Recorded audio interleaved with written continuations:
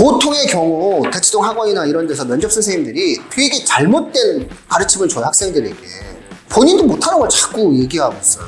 질문의 의도를 파악해라. 웃긴 거 아니야? 너는 파악하니? 질문의 의도, 이럴 것이야 라는 생각을 완전히 없애세요.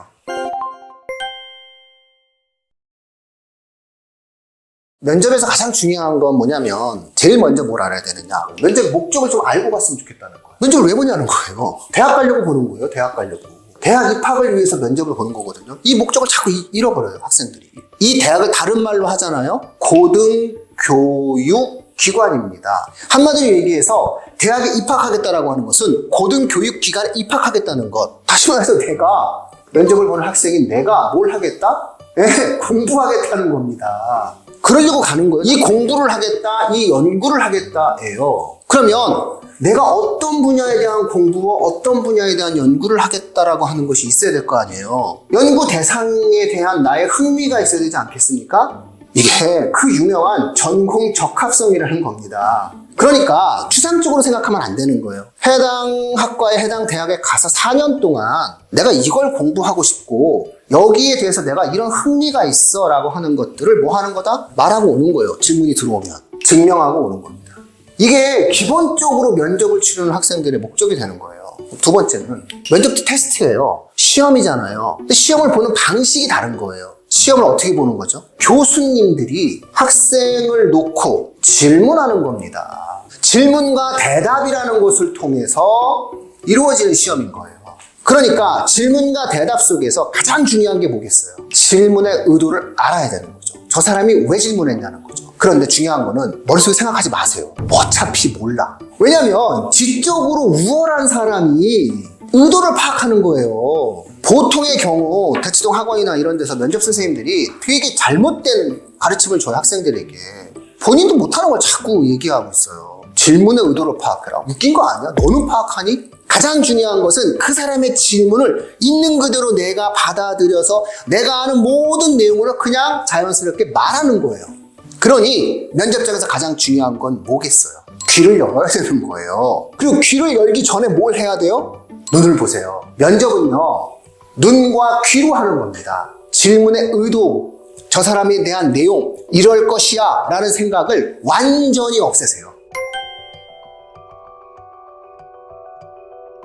자기소개를 한다라고 하는 것은 질문 거꾸로 한번 생각해보면 뭐냐면은 내가 뭘 뽑아야 되냐. 여기서 특별하고 독특한 대답을 원하시는 학생들은 항상 상대의 입장, 즉 대학의 입장에서 내가 입학하면 이런 어떠한 생각으로 접근을 하고 대답을 한다면 훨씬 차별화된 대답이 나올 거예요. 그러니까 이런 거죠. 널 소개해봐. 그러면 나를 소개할 수 있는 것은 지난 3년밖에 없잖아요. 근데 그 지난 3년은 이미 내 학생부 속에 충분히 드러났단 말이에요. 그러니까 결국은 뭐냐면은 학생부에 없는 것들 중에서 내가 어필하고 싶은 것들, 중요한 것은 과거만 얘기하면 안 돼요. 반드시 미래와 함께 얘기해야 돼요.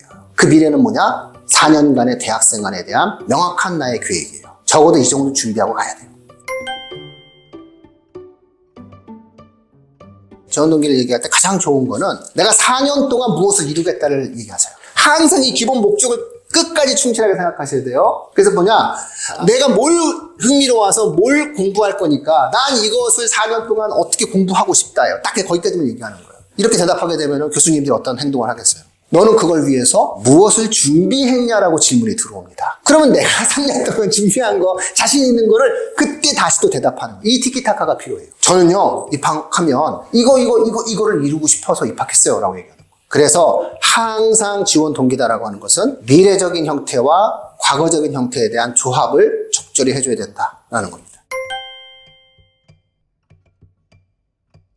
그러니까 무조건 진실의 방법을 가셔야 돼요. 왜? 이길 수가 없어요. 있는 그대로 솔직하게 말하고 내가 그렇게 생각하는 이유를 딱 얘기하고 끝내야 되는 거예요. 당혹스러우면 당혹스럽다. 모르면 모른다. 나는 이렇게 생각했다. 생각한 이유는 이거다 라고 얘기해야 돼요. 명확히 이해해야 되는 것은 나보다 지적으로 우월하다입니다. 그런 사람이 3명이나 있다입니다. 면접을 또 준비할 텐데 이 면접 준비는 언제부터 이렇게 하나요? 면접 준비는 하지 마시고요. 이렇게 방송 좀 보시고 학교생활 충실하게 진행을 하는 과정인 거고요. 학원에서 무언가를 준비해 나간다기보다는 본인의 인사이트를 키우세요. 그 시간에 본인의 인생책을 정하시고요. 인생의 철학자를 하나 만나는 것이 훨씬 더 탄탄한 방법이 됩니다. 저는 단 한 번도 옷을 지적해 준 적이 없어요. 새 옷만 안 입으면 되죠. 새 옷을 입고 가는 거는 본인이 옷에 신경을 쓰잖아요. 그렇다고 해서 너무나 편한 옷을 입으면 또 안 됩니다. 옷이라고 하는 것은 본인이 평소 가장 즐겨 입는 옷 중에서 제일 비싼 거 입고 가세요. 말주변이라고 하는 것은 잘못된 거라니까요. 질문과 대답이라는 이 면접을 이해하지 못한 거예요. 준비가 많이 된 사람, 내가 정말 진실의 힘을 갖고 있는 사람은 그게 제가 이렇게 해도 붙어요. 이거는 면접에 대한 가장 기본을 오해한 사람들이 쓰는 댓글이에요. 그래서 그런 것들에 대해서는 신경 쓰지 마세요. 왜냐? 말을 잘하는 학생한테 이거는 괜히 건방질 수 있기 때문에 필요 없는 질문이고요. 말을 못하는 학생들은 더 말을 못하게 만들 거 아니겠습니까? 필요 없는 얘기고요. 모든 학생들에게 효과적이지 않습니다.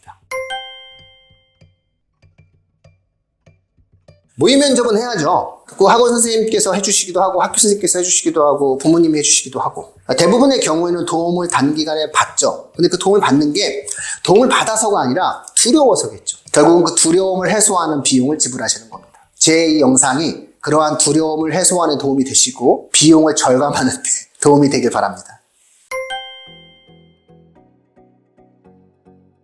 무조건 이 첫 번째와 두 번째를 잊지 마세요.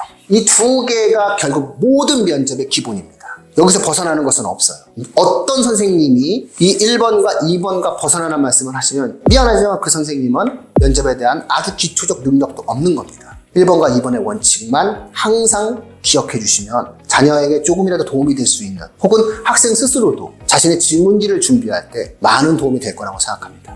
당신이 이미 최선을 다했고요. 당신이 최선을 다한 그 힘만큼 세상은 당신의 노력을 배신하지 않습니다. 작은 두려움과 스스로에 대한 불신은 면접장에 가서 모든 것을 잃어버리게 만들 수 있습니다. 자기 자신을 믿으세요. 그 어른들에게 잘 보이려고 하지 마시고 그 어른들이 왜 내게 필요한지를 설명하고 오세요.